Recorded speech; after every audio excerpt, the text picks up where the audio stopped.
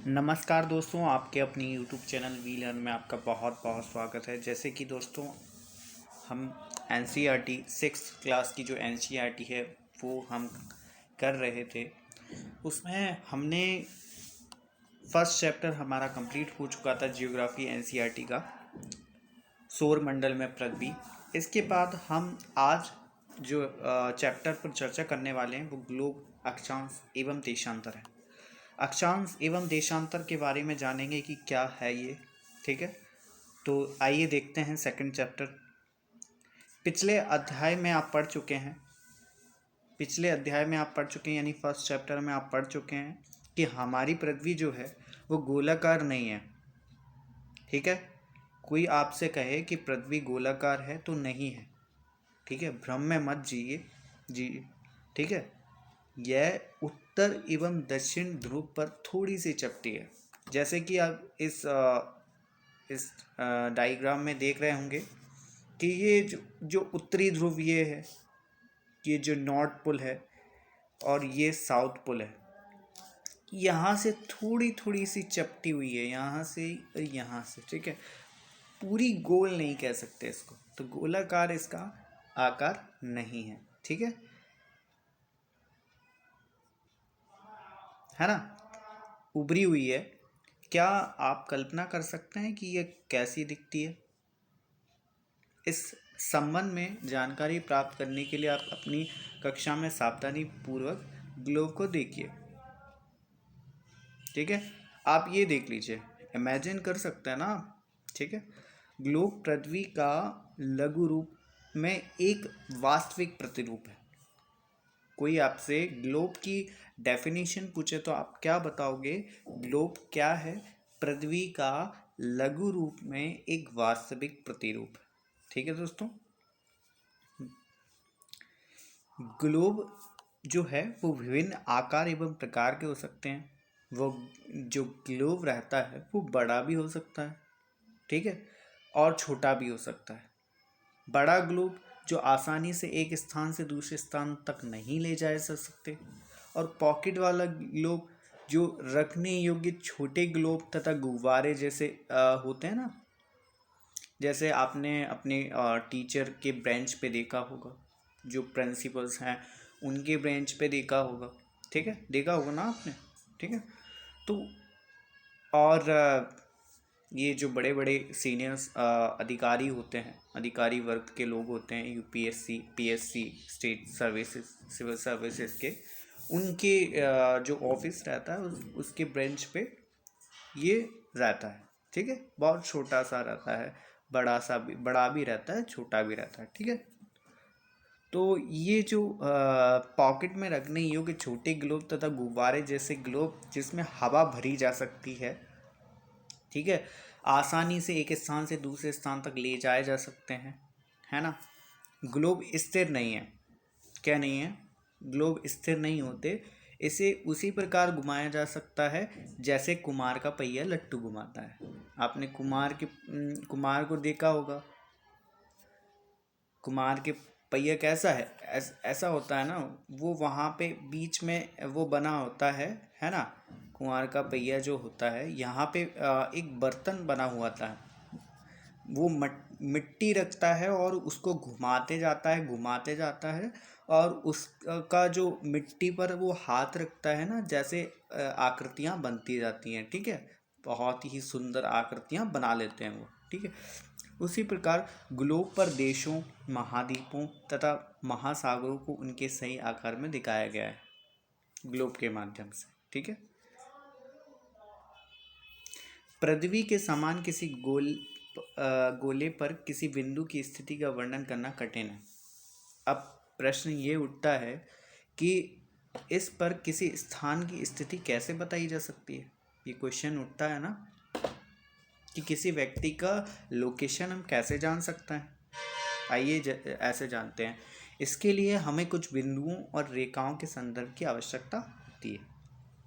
अब ये बिंदु और रेखाएं कौन सी हैं देखते हैं।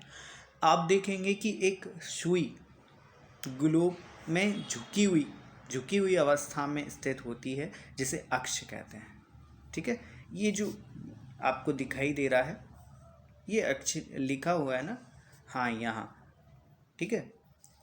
वैसे वास्तव में ऐसी कोई सुई नहीं होती, ठीक है, जिसे अक्ष कहा जाता है। ग्लोब पर वे दो बिंदुओं जिनसे होकर सुई गुजरती है, उत्तर ध्रुव और दक्षिण ध्रुव कहलाता है, नॉर्थ पोल और साउथ पोल कहलाता है। ग्लोब को इस सुई के चारों ओर और पृथ्वी की भांति पश्चिम से पूर्व की ओर घुमाया जाता है। लेकिन याद रखें, इन दोनों में एक अंतर है, पृथ्वी पर वास्तव में ऐसी कोई सुई नहीं होती, ठीक है। ये अपने अक्ष पर चारों ओर घूमती है, अक्ष पर चारों ओर घूमती है ना, घूमती है, घूर्णन करती है, जो एक काल्पनिक रेखा, ठीक है। यह एक काल्पनिक रेखा भी ग्लोब को दो बराबर भागों में डिवाइड कर देती है, बांट देती है। आओ कुछ करके सीखें। इस डिब्बे में देखिए, एक बड़ा सा गोलाकार आलू या गेंद लें, स्वेटर बुनने वाली सलाई को इसके अंदर भर दें, ठीक है, घुसा दें, और क्या करें, ये सलाई ग्लोब पर दर्शाए गए अक्ष के अनुरूप आप इस आलू या गेंद को उसके अक्ष पर बाएं से दाएं घुमाइए, ठीक है। तो आपको वही अक्ष का समझ में आ जाएगा इससे, ठीक है। वैसे कल्पना कर सकते हो, ठीक है। इसे विषुवत व्रत कहते हैं। विषुवत व्रत किसे कहते हैं? पृथ्वी को दो बराबर भागों में डिवाइड कर दे, उसे विषुवत रेखा कहते हैं। और यह 0 अंश का रहता है, 0 डिग्री अंश रहता है ना।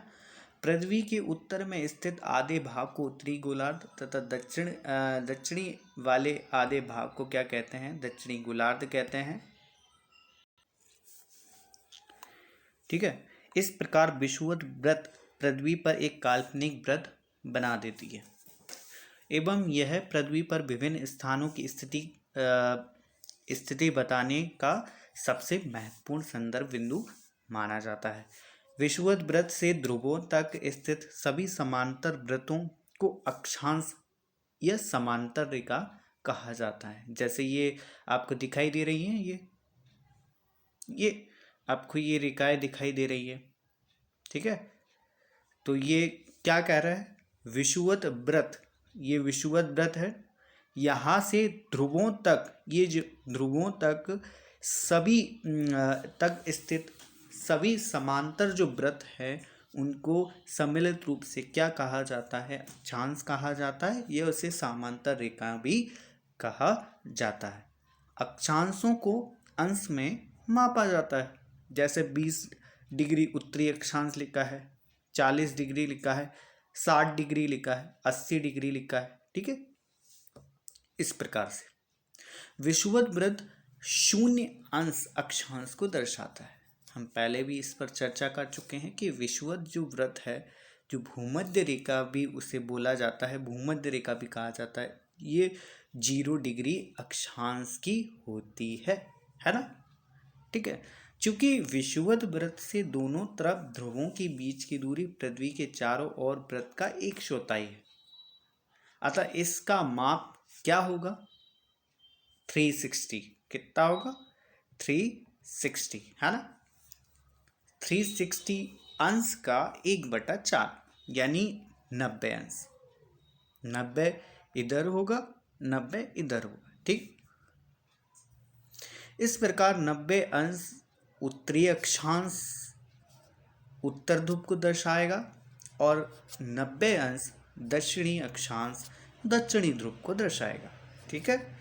इस प्रकार विषुवत व्रत के उत्तर में सभी समांतर रेखाओं को उत्तरी अक्षांश कहेंगे।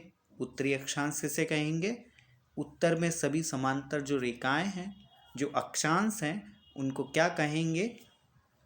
उत्तरी अक्षांश रेखाएं कहेंगे, ठीक है। तथा विषुवत व्रत के दक्षिण स्थित सभी समांतर रेखाओं को क्या कहा जाता है? दक्षिणी अक्षांश कहा जाता है, ठीक है। क्लियर हुआ दोस्तों, है ना। इसलिए प्रत्येक अक्षांश के मान के साथ उसकी जो दिशा है, यानी उत्तर या दक्षिण को भी लिखा जाता है। जैसे शॉर्ट फॉर्म में क्या लिखते हैं? इसे लिखते हैं ऊ लिख सकते हैं या दा लिख सकते हैं। इंग्लिश में उत्तर को क्या लिखेंगे, नॉर्थ लिखेंगे, N, south pole, north pole ऐसा लिखते हैं ना, ठीक है, व्यक्त किया जाता है। उदाहरण के लिए उदाहरण देखिए, उदाहरण के लिए महाराष्ट्र, महाराष्ट्र तो आप सभी को पता होगा, महाराष्ट्र जिसकी राजधानी मुंबई है ना, महानगर है। चंद्रपुर एवं ब्राज़ील जो है वो दक्षिण अमेरिका में है। आपको आई होप आपको उसकी लोकेशन पता होगी, दक्षिण अमेरिका कहाँ है ब्राज़ील की, ठीक है। मैप आप सामने रख लीजिएगा, प्लीज़ प्लीज़ मैप रख लीजिए, एटलस रख लीजिएगा, ठीक है। एटलस बिना जियोग्राफी नहीं होती। दक्षिण अमेरिका में बेलो हैरिजोंटो दोनों एक ही अक्षांश 20 डिग्री अक्षांश पर स्थित है। लेकिन यार इसका हम पता कैसे लगाएं कि चंद्रपुर कहाँ है और ब्राज़ील दक्षिण अमेरिका में बेलो हैरिजोंटो कहाँ है। तो ये भी 20 डिग्री अक्षांश पर स्थित है और ये भी 20 डिग्री अक्षांश पर ही स्थित है। तो हम ऐसे पता कैसे करेंगे, जो चंद्रपुर है वो विषुवत वृत्त के 20 डिग्री क्या है, अंश उत्तर में, ठीक है, उत्तर साइड है। कहाँ पे है, उत्तर की साइड है। और बेलो हैरिजोंटो जो है विषुवत वृत्त के 20 डिग्री अक्षांश दक्षिण में स्थित है ना, समझ गए आप। तो ये यहाँ पर है 20 डिग्री, 20 डिग्री यहाँ पर है और ये 20 डिग्री यहाँ पे है ना, यही बात चल रही है ना, ठीक है। आई होप आप समझ गए होंगे। इसलिए हम कहते हैं कि चंद्रपुर 20 डिग्री उत्तर अक्षांश पर तथा बेलो हैरिजोंटो जो है वो 20 डिग्री दक्षिण अक्षांश पर स्थित है। चित्र 2.2 में स्पष्ट है। जैसे जैसे हम विषुवत, ये लाइन याद रखना दोस्तों, जैसे जैसे हम विषुवत वृत्त की ओर जाते जाते हैं क्या होता है, अक्षांशों का आकार घटता जाता है। यहाँ से क्वेश्चन बन जाएगा, ठीक है। ये क्या आप जानते हैं, यहाँ भी देख लीजिए। अपने स्थान से ध्रुव तारे का कोण मापकर आप अपने स्थान का अक्षांश जान सकते हैं, ऐसे भी जान सकते हैं आप, ठीक है। यहाँ पे इस मैप को देख लीजिए, बहुत इम्पॉर्टेंट है ये। तो ये जो 0 डिग्री आपको दिख रही है ये विषुवत रेखा है, जिसे भूमध्य रेखा भी कहा जाता है, ठीक है ना।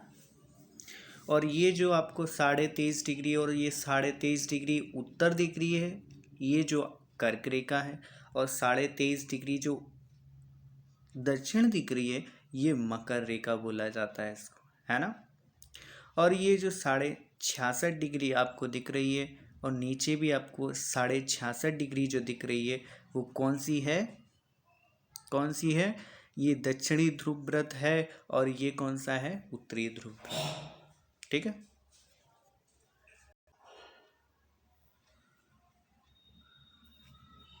महत्वपूर्ण अक्षांश समांतर रेखाएं, अब कौन कौन सी महत्वपूर्ण है। एक तो 0 डिग्री जो है हम देख चुके हैं, एक 90 डिग्री है उत्तर ध्रुव, और एक 90 डिग्री जो है दक्षिणी ध्रुव है ना। 4 महत्वपूर्ण अक्षांश समांतर रेखाएं और भी हैं, ये हैं, ये नीचे देखते हैं। उत्तरी गोलार्ध में कर्क रेखा 23.5 डिग्री उत्तर, दक्षिणी गोलार्ध में मकर रेखा 23.5 डिग्री दक्षिण, विषुवत व्रत जो है वो 66.5 डिग्री उत्तर ध्रुव में है। इस पर हम चर्चा कर चुके हैं ऊपर, ठीक है। पृथ्वी के ताप कटिबंध देख लीजिए। पृथ्वी के ताप कटिबंध कर्क रेखा एवं मकर रेखा के बीच के सभी अक्षांशों पर सूर्य वर्ष में एक बार दोपहर में सिर के ठीक ऊपर होता है।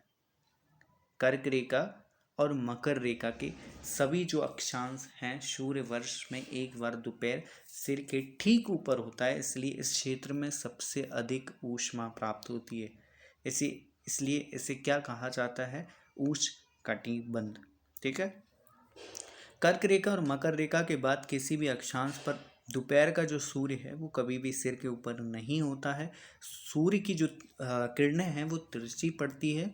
इस प्रकार उत्तरी गोलार्ध में कर्क रेखा एवं उत्तर ध्रुव व्रत है। ठीक है। ध्रुवों की तरफ सूर्य की किरणें क्या पड़ती हैं, तिरछी पड़ती हैं। इस प्रकार उत्तरी गोलार्ध में कर्क रेखा जो है, कर्क रेखा एवं उत्तर ध्रुव व्रत तथा दक्षिणी गोलार्ध में मकर रेखा एवं दक्षिणी गोलार्ध के व्रतों के बीच वाले क्षेत्र का तापमान मध्यम रहता है, इसलिए इन्हें क्या कहा जाता है, शीतोष्ण कटिबंध कहा जाता है। ठीक है। और अभी हम डायग्राम से देख लेंगे, आपको बहुत अच्छे समझ में आ जाएगा। उत्तरी गोलार्ध में उत्तर ध्रुव व्रत एवं उत्तरी ध्रुव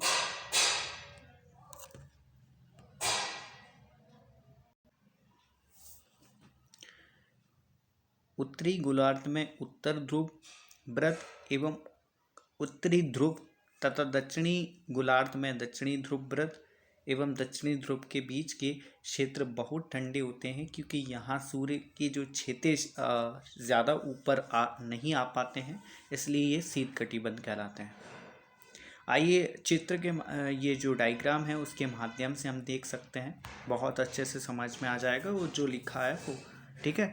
तो देखिए क्या कहने वाला है ये, जो 0 डिग्री है, 0 डिग्री के जो 23.5 डिग्री और 23.5 डिग्री उत्तर और दक्षिण, ठीक है, दिख रहा है आपको। ये 23.5 डिग्री उत्तर और 23.5 डिग्री जो दक्षिण है, उसमें बीच में इसकी जो सारी जो अक्षांश रेखाएं हैं, यहाँ पर सूर्य की जो रोशनी है, किरणें हैं, वो दोपहर में सिर पर एक बार पड़ती। ठीक है। यहाँ पर बहुत ज़्यादा गर्मी होती है, इसलिए उसे उष्ण कटिबंध कहा जाता है। 23.5 डिग्री उत्तर और 23.5 डिग्री दक्षिण के बीच सभी अक्षांश रेखाओं में। और उसके ऊपर देखते हैं 66.5 डिग्री और 23.5 डिग्री के बीच के भाग को उत्तर में उत्तरी शीतोष्ण कटिबंध और दक्षिण में दक्षिण शीतोष्ण कटिबंध कहा जाता है। और बीच में जो 66.5 डिग्री है उसे दक्षिणी शीत कटिबंध कहा जाता है, और उत्तर की साइड क्या कहा जाता है, उत्तरी शीत कटिबंध। यहाँ पर सूर्य की जो किरणें हैं बहुत ही क्षितिज नहीं हो पाती हैं, इसलिए यहाँ पर क्या गर्मी नहीं पड़ती है, ठंड का मौसम रहता है यहाँ पे। ठीक है। बर्फबारी होती है। चलिए अब हम देखते हैं देशांतर रेखाएं। ठीक है। देशांतर रेखाएं क्या होती हैं, किसी स्थान की स्थिति को बताने के लिए उस स्थान के अक्षांश के अतिरिक्त कुछ और जानकारी की आवश्यकता होती है। आप देख सकते हैं कि प्रशांत महासागर में स्थित टोंगा द्वीप, प्रशांत महासागर, ठीक है, आप देख सकते हैं कि प्रशांत महासागर में स्थित टोंगा द्वीप और हिंद महासागर में स्थित मॉरिशस द्वीप एक ही अंश पे स्थित है, 20 डिग्री दक्षिण पर स्थित है। अब हम कैसे पता करें, वहाँ तो हमने देख लिया है कि 20 डिग्री उत्तर में महाराष्ट्र के चंद्रपुर, ठीक है, और दक्षिण में ब्राज़ील में है, तो उत्तर दक्षिण से हम समझ गए थे। अब यहाँ पे दोनों दक्षिण आ रहे हैं ना, 20 डिग्री दक्षिण आ रहा है और उसमें भी 20 डिग्री दक्षिण आ रहा है। हम कैसे पता करेंगे, तो हम देशांतर रेखाओं के माध्यम से हम ये पता कर सकते हैं। उनकी सही स्थिति जानने के लिए ये पता करना होगा कि उत्तर ध्रुव को दक्षिण ध्रुव से जोड़ने वाली संदर्भ रेखा से पूर्व या पश्चिम की ओर इन स्थानों की दूरी कितनी है। ठीक है। जैसे आप देखो 0 डिग्री जो है वो देशांतर जो रेखा है, 0 डिग्री, फिर 30 degree, 60 degree, 90 degree, 120 degree, 180 degree, 50, ठीक है, इस प्रकार से इन संदर्भ रेखाओं का देशांतरी यामोत्तर कहते हैं, देशांतरी यामोत्तर कहते हैं रेखाओं को, तथा उनके बीच की दूरी को देशांतर के अंशों में मापा जाता है। ठीक है। प्रत्येक अंश को मिनट में तथा मिनट को सेकंड में विभाजित किया जाता है। ठीक है, ये अर्धवृत्त है। ठीक है, अर्धवृत्त है तथा उनके बीच की दूरी ध्रुवों की तरफ बढ़ने पर घटती जाती है। ध्रुवों पर जैसे जैसे बढ़ता है वो क्या होती है, उनकी बीच की जो दूरी है वो घटती जाती है जहाँ सभी देशांतरी यमोत्तर आपस में मिलती हैं।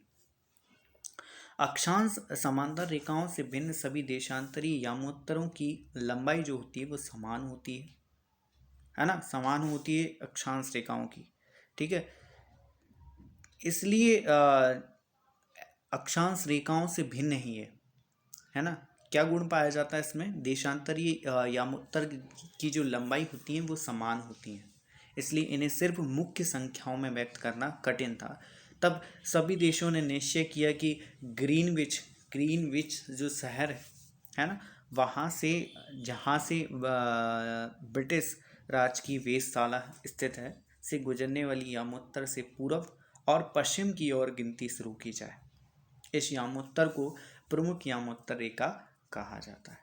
इसका जो मान होता है वो 0 डिग्री होता है। 0 डिग्री आप ये देखो, ये प्रमुख यामोत्तर रेखा ये ग्रीनविच शहर से गुजरती है, लंदन के। ठीक है,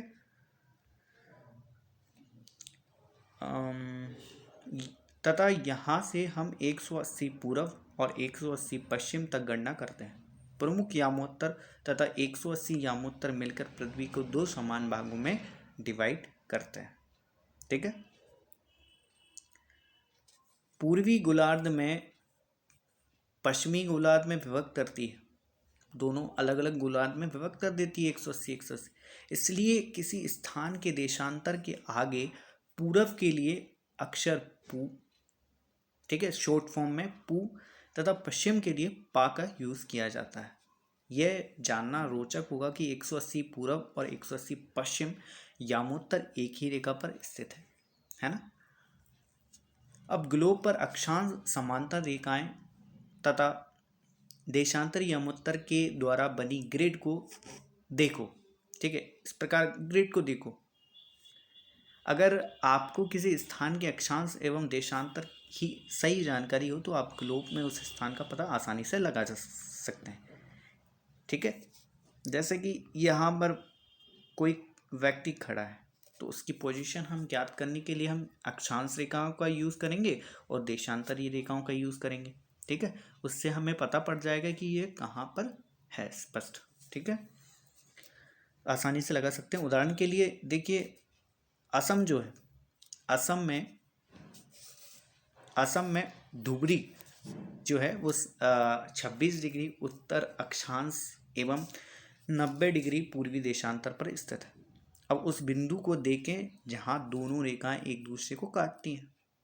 ठीक है, इस प्रकार से काटेंगी ना, ये तो अक्षांश रेखाएं जा रही हैं, ये देशांतर रेखाएं जा रही हैं।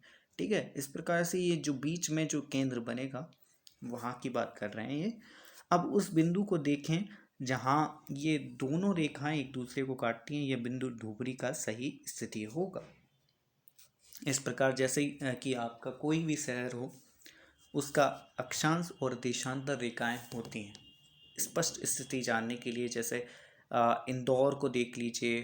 ठीक है, इंदौर को देख लीजिए, दिल्ली को देख लीजिए, मुंबई को देख लीजिए। ठीक है, इसी प्रकार सभी की स्थिति हम अक्षांश एवं देशांतर रेखाओं के माध्यम से ज्ञात कर सकते हैं। इसको समझने के लिए कागज पर समान दूरी वाली क्षैतिज तथा ऊर्ध्वाधर रेखाएं खींचिए।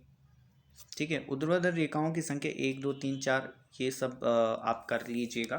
ठीक है ना। मान लीजिए कि ऊर्ध्वाधर रेखाएं एवं पूर्व देशांतरों क्षैतिज रेखाएं उत्तरी अक्षांशों को व्यक्त करती हैं। ये आप मैप देख लीजिए। इस मैप के माध्यम से, वैसे तो आपको अगर जियोग्राफी पढ़ रहे हो तो आपके पास एटलस तो हो गई होगा। अगर एटलस ना हो तो प्लीज़ आप एटलस खरीद सकते हैं। अभी तो कोरोना चल रहा है ना, तो आप ऑनलाइन मंगा सकते हैं। ठीक है, एटलस बिना भूगोल जियोग्राफी का अध्ययन नहीं किया जा सकता। ठीक है, चलिए आप देख लीजिएगा है ना इसको। अब आप देखेंगे कि व्रत, आ, खा, ये सब उसी में दे रखा है, ठीक है, आप देख लीजिएगा इसको। देशांतर और समय, समय को मापने का, समय समय को कैसे मापा जाता है ये देखिए। समय का मापने का सबसे अच्छा साधन पृथ्वी, चंद्रमा तथा ग्रहों की गति है। सूर्योदय, सूर्य अस्त प्रतिदिन होता है, अतः स्वाभाविक ही है कि यह पूरे विश्व में समय का निर्धारण सबसे अच्छा साधन है। स्थानीय समय का अनुमान सूर्य के द्वारा बनने वाली परछाई से लगाया जा सकता है, ठीक है। पहले जब कुछ नहीं था तो पहले जो अपने पूर्वज थे वो इसी प्रकार से समय का ज्ञान करते थे। जो दोपहर में सबसे छोटी और सूर्य उदय तथा सूर्य अस्त के समय सबसे लंबी होती हैं। ग्रीनविच पर स्थित प्रमुख यामोत्तर पर सूर्य जिस समय आकाश के सबसे ऊंचे बिंदु पर होगा उस समय यामोत्तर पर स्थित सभी स्थानों पर दोपहर होगी, ठीक है। सभी स्थानों पर क्या होगी, दोपहर होगी, ठीक है। क्योंकि पृथ्वी जो है पश्चिम से पूर्व की ओर चक्कर लगाती है। कहाँ से चक्कर लगाती है, पश्चिम से पूर्व की ओर चक्कर लगाती है, अतः वे स्थान जो ग्रीनविच के पूर्व में है, ग्रीनविच ये है, इसके पूर्व में जो है उनका समय ग्रीनविच समय से आगे चलेगा। ये आगे जो टाइम रहेगा वो आगे चलेगा, ठीक है। और अगर ये ग्रीनविच रहेगा जो 0 डिग्री, ग्रीनविच रहेगा 0 डिग्री जो है, 0 डिग्री जो है वो ग्रीनविच के अगर ये पश्चिम में होगी तो जो टाइम जो है वो पीछे चलेगा, ठीक है। अगर वह पूरब में है तो वह टाइम आगे चलेगा, है ना। और अगर पीछे है, ये इसके पश्चिम में है तो टाइम पीछे चलेगा। समय के अंतर की दर की गणना निम्नलिखित विधि से की जा सकती है। जैसे कि देखिए पृथ्वी 24 घंटे में अपने अक्ष पर 30.5 डिग्री घूम जाती है, अर्थात वह 1 घंटे में 15 डिग्री, 1 घंटे में 15 डिग्री एवं 4 मिनट में 1 डिग्री घूम जाती है।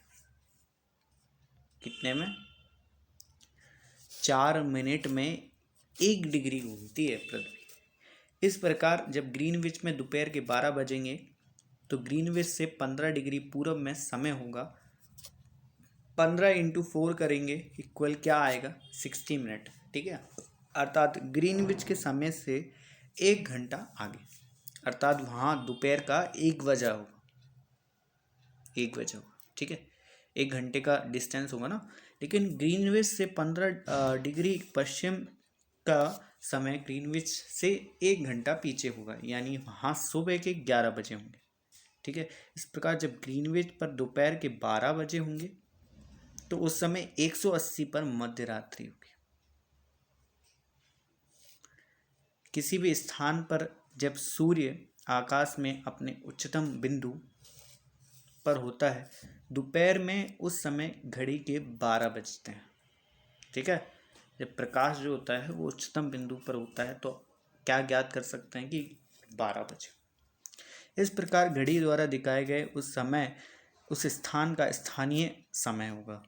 आप देख सकते हैं कि देशांतरी यामोत्तर पर सभी जो स्थानों का स्थानीय समय जो होता है वो समान होता है ना। हम मानक समय क्यों मानते हैं, अलग अलग यामोत्तर पर स्थित स्थानों के स्थानीय समय में अंतर होता है। उदाहरण के लिए बहुत से देशांतरों में होकर गुजरने वाली रेलगाड़ियों के लिए समय सारणी तैयार करना कठिन होगा, है ना, कठिन होता है। भारत में गुजरात के द्वारक तथा असम के डिब्रूगढ़ के स्थानीय समय में लगभग 1 घंटा 45 मिनट का अंतर होता है। कहाँ से कहाँ तक, असम के डिब्रूगढ़ से लेके और गुजरात के कहाँ से, द्वारक तक 1 घंटे 45 मिनट का अंतर होता है। इसलिए यह आवश्यक है कि देश के मध्य भाग से गुजरने वाली किसी यामोत्तर के स्थानीय समय को देश का मानक समय माना जाए। इस यामोत्तर रेखा के स्थानीय समय को पूरे देश का मानक समय माना जाता है। भारत में 82.5 जो डिग्री है, 82.5 डिग्री जो है उसको मानक यामोत्तर माना जाता है। क्या माना जाता है? मानक यामोत्तर माना जाता है। यहीं से समय का निर्धारण होता है दोस्तों। इस यामोत्तर के स्थानीय समय को पूरे देश का मानक समय माना जाता है। इसे भारतीय मानक समय के नाम से जाना जाता है। कबीर भोपाल के निकट एक छोटे से नगर में रहता है। वह अपने मित्र आलोक से कहता है कि वे लोग आज रात्रि में नहीं सो पाएंगे। भारत एवं इंग्लैंड के बीच एक क्रिकेट मैच लंदन में 2 बजे अपराह्न में होगा। अर्थात भारत में समय अनुसार मैच जो होगा वह शाम के 7:30 बजे होगा, है ना। डिफरेंस होगा उसमें 5.5 घंटे का, ठीक है, होगा। देर रात्रि में समाप्त होगा। क्या आप जानते हैं कि भारत एवं इंग्लैंड के बीच समय में क्या अंतर है?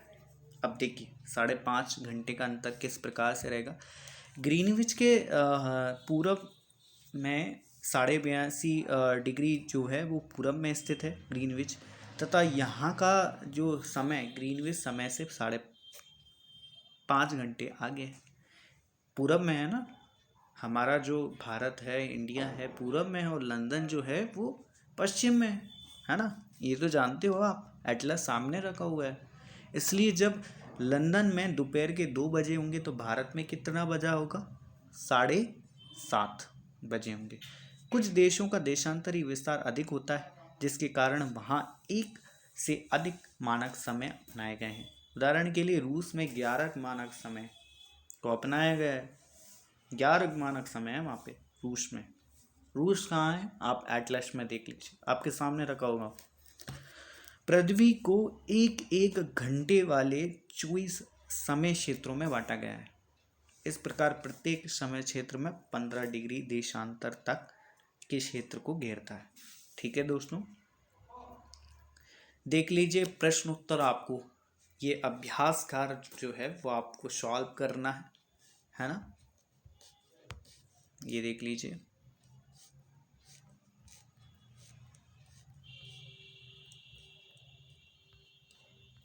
ठीक है।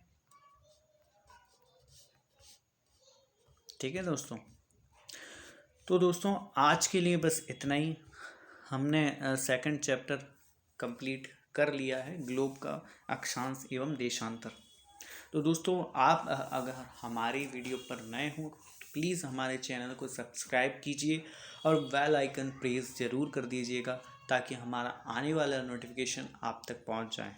ठीक है दोस्तों, हम क्या कर रहे हैं, भूगोल जियोग्राफी से क्या होता है कि बेसिक कंप्लीट हो जाएगा, है ना। बेसिक कंप्लीट हो जाएगा तो हर एक क्वेश्चन जो है वो आप आसानी से ईजिली तरीके से आप उसे सॉल्व कर सकोगे। ठीक है, और जो मेंस लिखेंगे वो मेंस बहुत अच्छे तरीके से लिख पाएंगे। ठीक है, आई होप आपको हमारी वीडियो पसंद आई हो। प्लीज़ इसको लाइक कीजिए और हमारे चैनल को सब्सक्राइब कीजिए और शेयर कीजिए। Thank you.